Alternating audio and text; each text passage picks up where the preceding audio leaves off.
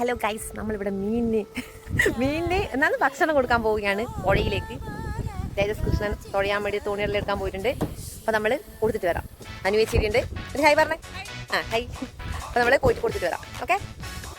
അങ്ങനെ നമ്മൾ ഭക്ഷണം കൊടുക്കാൻ വേണ്ടിയിട്ട് പോയി മീനിന്. അവിടെ ഒരു മീനിൻ്റെ ചെറിയ കൂടൊക്കെ ഉണ്ട്. കരിമീൻ അവിടെ ഉള്ളത്. നല്ല രസമായിരുന്നു കാണാൻ വേണ്ടിയിട്ട്. കുറച്ച് വലുതൊക്കെ ആയിട്ടുണ്ടായിരുന്നു മീൻ. അങ്ങനെ അതിനൊക്കെ ഭക്ഷണമൊക്കെ കൊടുത്തു. അതിനുശേഷം വൈകുന്നേരം നമ്മളെല്ലാവരും കൂടി പറശ്ശിനിലേക്ക് പോയി. ഞാനും അച്ഛനും അമ്മയും അമ്മമ്മയും തേജസും കൂടിയായിരുന്നു പോയത്.